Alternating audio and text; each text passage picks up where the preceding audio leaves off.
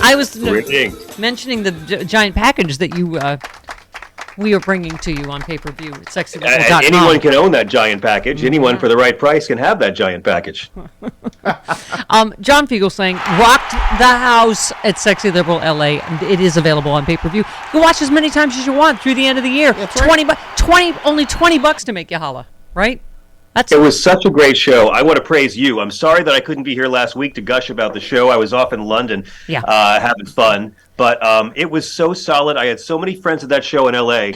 who all said they couldn't believe how funny it was. Yeah. They all expected it to be, a big liberal pep rally, which it has to be. But we've always said if it's not a great comedy show first, then it's just propaganda, hilarious propaganda. And boy, it was so solid. Rob Reiner was on fire. Everybody was so funny. Yep. My friends all loved it. And I can't wait now that I'm back in the States to see the pay-per-view. Yeah, Glenn Kirshner on fire. You had the same thing. You had friends that came that weren't political. Yes. Yeah. Yeah. They're not terribly political, but they said it was a really, really funny comedy show. Hilarious. Yeah. All right. So good. It. I loved your tweet. Voter apathy is fascism's lube. It's dirty. That is Sexy Liberal right there. It's dirty and it's funny. And also it's terrifying because all you need to know. Right? We're a few days away from people going, I don't know, gas is expensive. Maybe Nazis can run the place. Who cares? That's where we are. Yeah. Yeah. Well, what it really is, well, you know what? The fire department has missed a few spots. So let's vote for the arsonists to come on back. Yes. Because let's not forget how much Donald Trump's tax cut for the richest Americans hurt us in inflation, hurt us in COVID because the Treasury had billions and billions less funds. Let's not forget the high gas prices are partially Donald Trump's fault because he was the one in 2020 who got Russia and OPEC to go ahead and slow production and drive the price up. So it's like it takes a lot longer to decode a lie than to share a lie. All we just have to tell people is the racists and the fascists are all showing up to vote and they're hoping you don't. Yep. Yeah, you had a lot of great ones. You said every GOP candidate claiming to be tough on crime also wants U.S. cops to have to face criminals armed with easily bought AR-15s. They're for the cops unless they're beating them with a Blue Lives Matter flagpole on January 6th or, voting against what every cop organization wants, and that is more gun control, right? Yeah, exactly.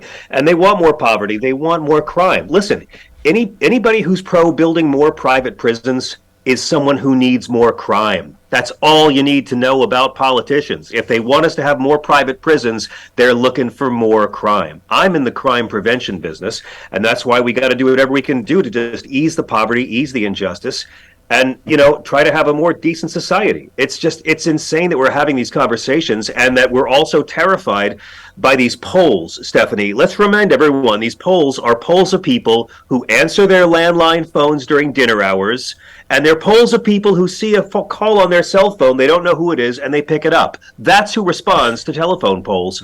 So, again, man, it's a gaslighting level that I've never seen before. Yeah. Journalists might not want the GOP to win, but the people who own the media enjoy their tax cuts. They want the GOP to win, and they're trying to get you to stay home. Yeah, where's my Fine American music? Oh, I have it. Never mind. It's I have the power. I loved you had a whole thing on Twitter. You said, I'm not voting next week because the last time the GOP controlled both the House and the Senate, it turned out just awesome. I'm not voting next week because my apathy moves us one step closer to privatizing Social Security. I'm not voting next week because I think mediocre men should get to decide what women can do with her own body. And then you went on and on as you did. It was fantastic. A lot of great reasons. I mean, and again, the media still calls them election deniers, which is just their tasteful way of avoiding saying liars. That's what Ali Velshi just said. He said, I call them election liars. And I wish there were more Ali Velshis. They are liars. They are not. And listen, we got to remember something. This could go rough, but let's just say the Democrats narrowly keep the Senate and lose a couple seats in the House. That's incredible. When you consider gas prices, when you consider the president's low numbers, when you consider that it's his first term and they always take a bath in the midterms, the Democrats are already doing incredibly well. But please remember, no matter how the midterms turn out, we're still going to be fighting for the same things on Wednesday that we're fighting for today. Yeah. The struggle will still go on. And when we're old, we're still going to be fighting for women's rights and for children and for health care and for minorities. We're still going to be fighting for economic justice and accountability for cops. The struggle's never going to end. So just remember, if they take the House, it'll be the best day of Kevin McCarthy's life. And after that, every day will be the worst day of Kevin McCarthy's life. He's going to make John Boehner look like Gandhi. It's going to be awful. We can't forget the GOP has screwed it up every time they've gotten control of Congress. And if Donald Trump is announcing he's going to run for president again later this week, let the games begin. November 14th is what we're being told. Oh, wait, a couple of more from John Fugelsang. I'm not voting next week because I think the best response to over 200 kids killed in school shootings since Sandy Hook is to do nothing. I'm not voting next week because 40 years of trickle-down economics hasn't done what they promised, so let's have 30 more. Thank you, John. Testifying. Those are just the ones I posted. But yeah, absolutely. I'm not voting next week because I think millionaires have had it tough for a long time, and they should continue to own our government. You said we've been talking about the Elon Musk thing obviously all week. You said so free speech is finally returning to Twitter, and free speech now costs $8 a month. I haven't felt so empowered since we were all finally allowed to legally say Merry Christmas again. Oh my God! Yeah, is like Twitter like a mob restaurant he's burning down for the insurance money? Is that what's happening right now? I've lost 10,000 followers in less than a week, and that's all people leaving this free service. The postings of the N-word have gone up 500% since Elon announced he was going to buy it. Honestly, and then today, look at all those soulless ghouls on the Twitter layoffs hashtag celebrating Americans losing their jobs right before the holidays. I think it's great that we have people weak enough to think that petulant millionaires at birth should run everything. They don't do a good job, and this is not going to end well for Elon. It's good to know, though, that porn will be available now for a price on Twitter. He's going to actually try and make it OnlyFans meets TikTok. Mm-hmm. Yeah. As you speak Jesus, as you know, and I guess I'm surprised I can still be surprised at the reaction, not just the horrific assault on Paul Pelosi, but the reaction, the right wing and the jokes and somebody tweeted, Joe Biden never once personally condemned the attempted assassination of Brett Kavanaugh, just the false equivalency game. You said, reminder, there was no attempted assassination of Brett Kavanaugh. The guy called the cops on himself before he did anything. Also, Joe Biden personally condemned the guy on June 8th, as per Fox News. I'm sure Greg will humbly admit the mistake, the guy that tweeted that. I mean, it is lie upon lie upon lie upon conspiracy theory. And we saw it happen with Bush and Cheney. We saw it happen with Trump. And just remember one thing, no matter how bad it gets, if these guys take over, they're going to ruin it all over again. They're incompetents. They're just the loudest people in the room. But there's more of us, and there always have been. Can you take it working out for me, Chris? Right away, my Ms. personal Miller. comedy, Jesus, tweets, this is the argument right-wing Christians use to justify voting against everything Jesus taught every election day. Help the poor? No. Care for the sick? No. Render one's taxes? No. Anti-eye for an eye? No. Kind to the imprisoned? Hell no. Welcome to the stranger? Bitch, please. Okay. Hashtag vote. Thank you, John. Yeah, again, I know it's my shtick, but even atheists can do it. Don't let these people use spiritual camouflage. Don't let them call themselves Christian and get away with it. You ask them, what Jesus teachings is the GOP fighting for? What Jesus teachings guide your vote for Como over Caligula? They don't give a rat's ass about what's actually in the New Testament. They just want to pretend they're better than you. That's all fundamentalism is. They don't think that, they're better than you. They believe God thinks they're better than you, and they've recreated God in their own image. So they can hate whoever they want to hate because they believe God hates the same people. They don't. And no real patriot hates as much of America as these guys do. Yeah. I'm sorry. I know I'm supposed to be down about the election, but I'm not. I'm fired up. Thank you. Me too. Fired up. Ready to go. Yes, we can. When you say, there are more of us than there are of them, that is provably true. And, what I'm looking at is the early voting numbers being way ahead of where we were in 2018 and 2020. But, John, I've said, I think this has crossed being partisan, particularly with the Paul Pelosi.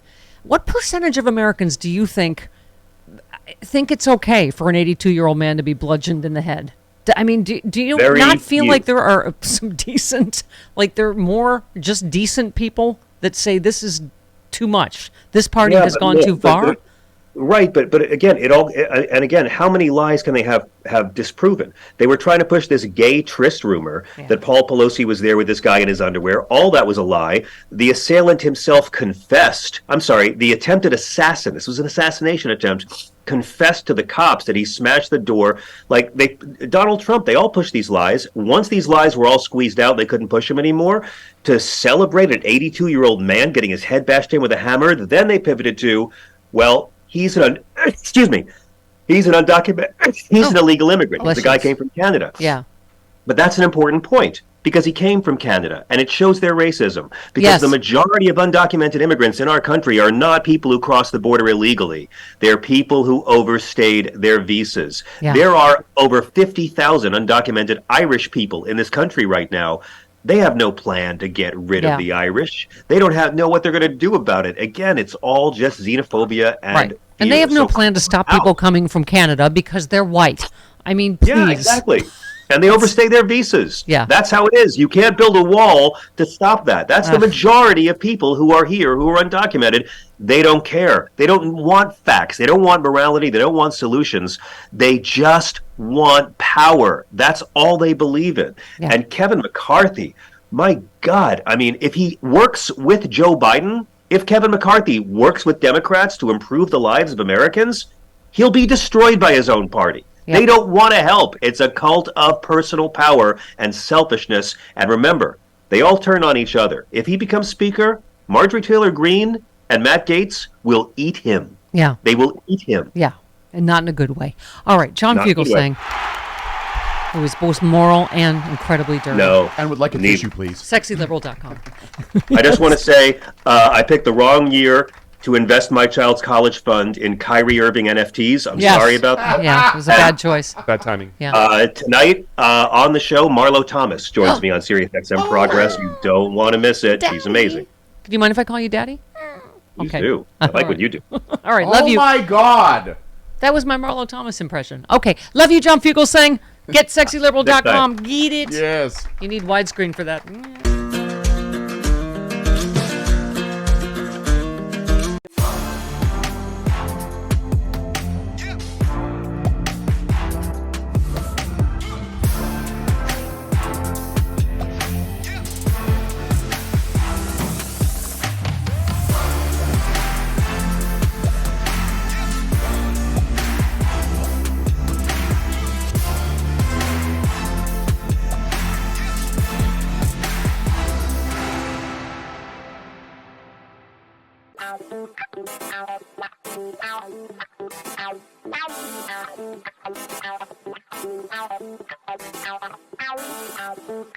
Ow.